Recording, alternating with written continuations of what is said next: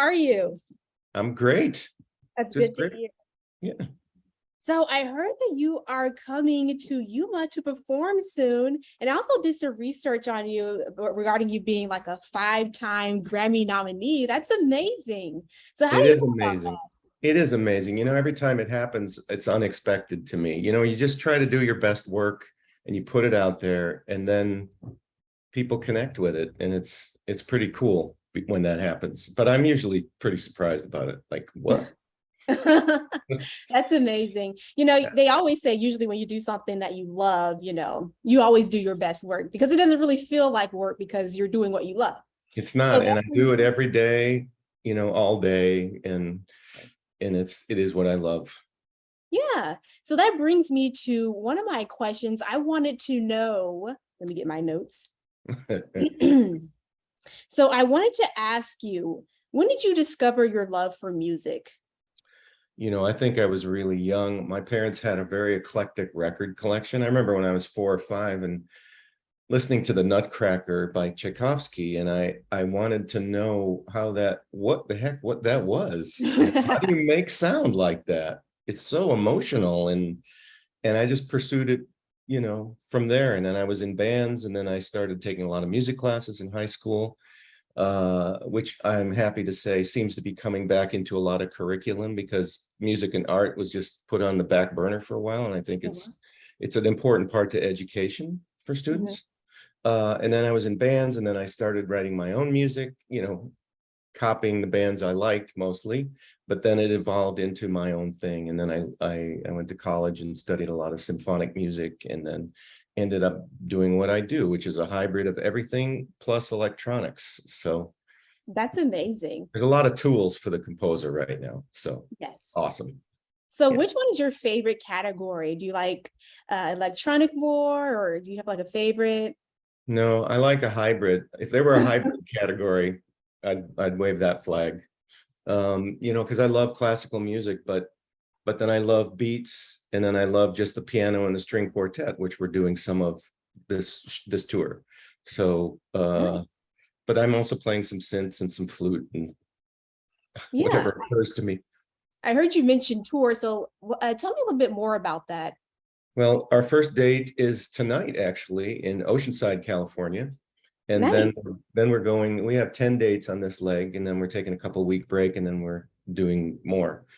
And then we had some offers from Phoenix, and then I was looking at the map. I said, well, Yuma's like halfway there. And I thought, Yuma in the summertime, what could be better than that? So it worked out. There was interest there. So, and I played Yuma when I was in a top 40 band like 30 years ago. We played some hotel or something for a week. And wow. So this isn't your first time performing in Yuma? No, not quite. Well, doing my own music, yes. Nice. Yeah. So what was that experience like when you first came to Yuma all those years ago? It was hot. I remember it being hot. But I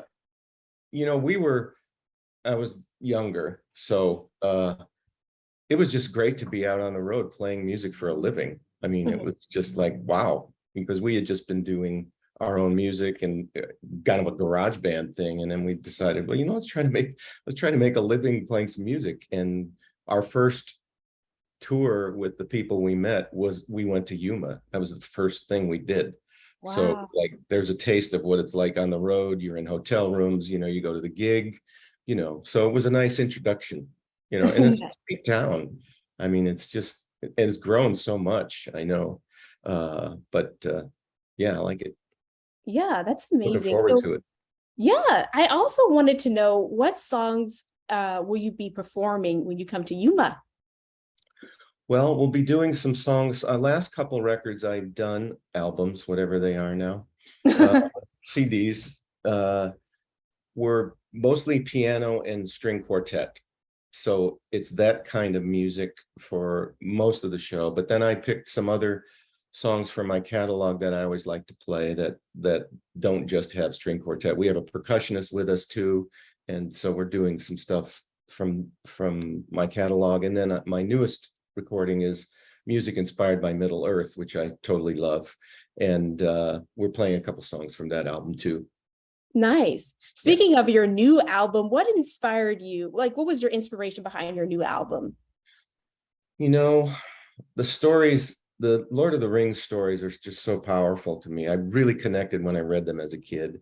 And Mhm. it's never left me. And it's kind of bold to want to try to illustrate something that's such an iconic piece of work, but I felt as I read the story again, I looked at different songs that maybe I could bring something to for people who enjoy that kind of thing. And I found some experiences in the book that I could illustrate musically. And I think that's what led to me wanting to do a whole album like that. Wow, So, I love that. yeah. Inspiration can come from anywhere, and it's you got to grab it when it Yeah, happens, and I it's so great. Oh, sorry. I said I agree. Yeah. Um, it's just really great. The last couple of years have been so strange, with touring just grinding to a halt, essentially. We had a tour planned like 2 years ago, 2.5 years ago, and it just started to fall apart because venues were closing and people were saying, we're going home, we're going to stay home, and Yeah. nobody wanted to come out. People are just starting to come out, I think, and testing it. But Yeah. I don't know what it's like in Yuma, but that's around here in California. It's kind of like that. So it's really great to be putting this music in front of people again, because when you write a song, you sit in your studio, usually it's me by myself, and Mhm. I do most of it, even if I take it to a studio and then put other musicians on it. It's, to me, that's the starting point of the song's life. When you take it out to people and there's an interaction there and a joy that people get from live music, it's the song grows, and it's a great experience, and it gets more complete than just the recording. Yeah. I like that because nowadays other musicians we like they don't have like the old school way of doing that. Not saying your way is like old school, but like now it's It like could be.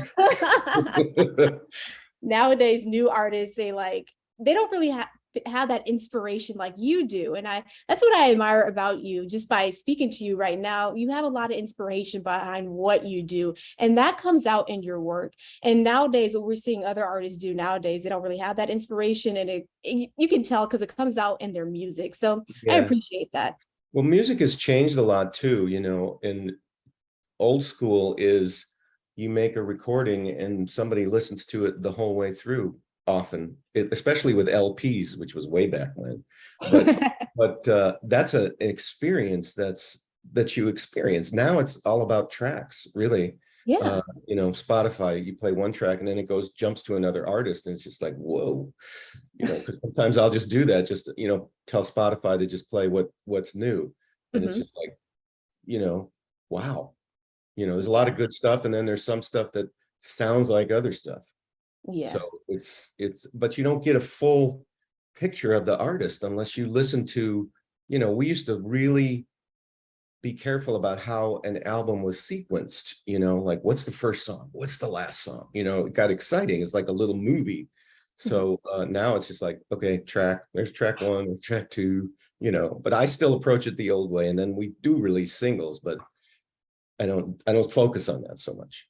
Yeah. So throughout your career, I read something that you produced like over 80 something albums. Yeah, I don't think it's quite that many, Press kind of blows it up. It's probably closer to 60, I would say. Oh, okay. But I've been grateful that people enjoy my music, so I just keep doing it every day. And then it, like you said, talking about inspiration, then I'm inspired, and then an album, maybe I'll do 2 or 3 a year. So it's just harder and harder to market nowadays. People can't just walk into a record store and just thumb through the bins anymore. It's just like it's all online. So Yeah. it's a little distant, but it's still great, Yeah. being able to have a career in music is absolutely fantastic. Hmm. Yeah, so I'm feel grateful for that. That's good. So do you feel like the digital age and social media, do you feel like that has like changed the trajectory of your music career, or do you feel like that kind of helped you? I think it goes both ways. Like first of all, the internet and technology has made it easier for anybody who wants to make music get into it. Mhm. There's endless amount of tutorials on YouTube that can tell you how to use any piece of software you have. You know, a kid can get a little keyboard that's 3 feet long and start making music, and that's absolutely great. You know, Mhm. the internet has also made it possible to reach people around the world that we just couldn't reach before. I Exactly. mean, we would sell records and they would go overseas, and then, you know, oh yeah, I guess they sold, but you don't know who those people are. You know, now we have, even on Facebook, we have a special group called the Arkenfans community. And Mhm. I interact with that group. I have 2 groups. I have my regular group, which is huge, and it's just like, I can't even look at it sometimes. But then we have this little community that is more personal. I can confront getting in there and answering questions, and we have contests and stuff. It's a little more fun. So Yeah, we that's like that. amazing. So That's, technology wise, that's been really helpful. You know, mhm. it's helpful to get the music out there. It's easier to get the music to a lot of people out of the gate. Where can we find your work, or how can other people follow you and find you, find your Uh, work? well, I have several CDs on bandcamp.com for sale, and you can download it there too. And davidarkenstone.com. That's the latest info usually, and has a list of tour dates. And Amazon has like 100 records. So Thank you so much for taking your time great. to speak and chat with me. I think you are truly amazing and truly gifted. So thank you. Thank you. I'm really looking forward to coming to Yuma, I'll tell you. Yes, Even though, welcome. even though I hope our hotel has a pool. But You can cool off that way. yeah. Thank you so Great. much. Well, thank you. Thanks for having me. All right, have a great day. You too.